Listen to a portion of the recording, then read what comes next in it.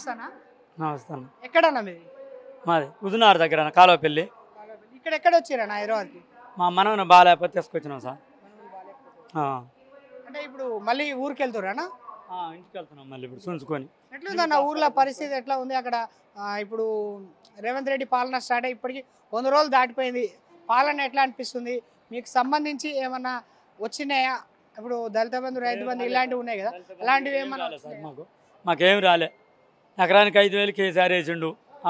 5,000 ఏది లేదు సార్. ఇప్పుడు అయితే ఆ నీళ్ళు ఇస్తున్నాడు కేసీఆర్ అనగా నీళ్ళు వచ్చినాయి. ఇప్పుడు నీళ్ళు కూడా రావట్లేదు.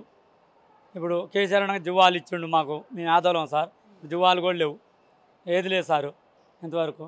ఇప్పుడు గ్యాస్ అన్నారు కానీ గ్యాసు 500 అన్నారు సార్ కాంగ్రెస్ ప్రభుత్వం. సోనియా గాంధీ చెప్పింది ఇప్పుడు అకౌంట్లో పడతాయంట. డైరెక్ట్ 500కి ఇస్తే మంచిగా ఉంటుంది సారు.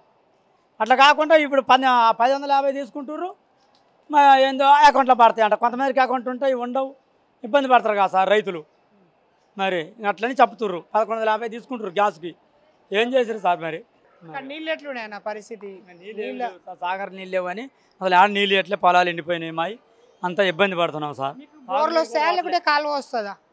మాకు బోర్లే సార్. మాకు కాలువ లేదు, ఏం లేదు, బోర్లే. నీళ్ళు లేకనే పొలాలు ఎండిపోయినాయి సార్. మొత్తం ఎండిపోయినాయి మా ఏరియా. మీరు వెళ్ళడం అయితే ఈ ఏరియా అంతా ఏం పండిస్తారన్న మీ దిక్కు మొత్తం? సార్ వరి పంట. వరి పంట సార్.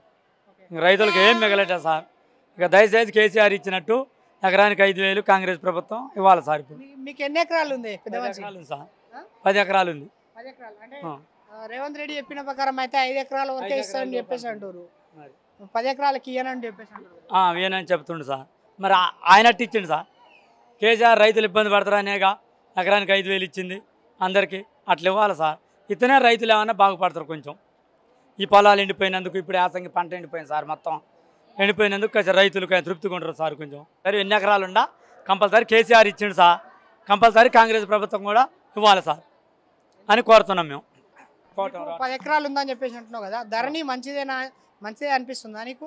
లేకపోతే మంచిగానే అనిపించింది సార్. మాకు మంచిగానే అనిపించింది ధరణి. అంటే మీ పొలం అందరు చాలా వరకు వేరే వాళ్ళ పొలాలు వాళ్ళకు రాసేసిర్రు ఎట్లా అని చెప్పేసి అలా తప్పిదాలు జరిగినాయి అని చెప్పేసి అంటారు. అది మీ ఊర్లో ఎక్కడైనా ఏమైనా జరిగిందా? తప్పిదాలు జరిగితే సరి చేసారు సార్. వాళ్ళతో సంతకాలు పెట్టుకొని ఆ సర్వే వచ్చి చేసి కొన్ని చేసారు, కొన్ని చేయలేదు సార్. ఇప్పుడు తీసేసి అంటారు. మొత్తం తీసేస్తే మంచిదా లేకపోతే ఉంటేనే మంచిదా? ఉంటేనే మంచిది సార్. ధరణి ఉంటేనే మంచిది. మరిగా రైతులు ఇబ్బంది పడకుండా ఉంటారు సార్ ధరణి ఉంటే. మరిగా ఇంకా ధరణి లేకుంటే ఎవరికి పడితే వాళ్ళు చేస్తుంటారు. ఇంకా రేటు తక్కువ వానికి వీనికని ప్రభుత్వ భూములని అయ్యని ఇవన్నీ చేసేస్తారు సార్. ఇక ధరణి ఉంటే ప్రభుత్వ భూములకి కావు, కాలే ఇంతవరకు.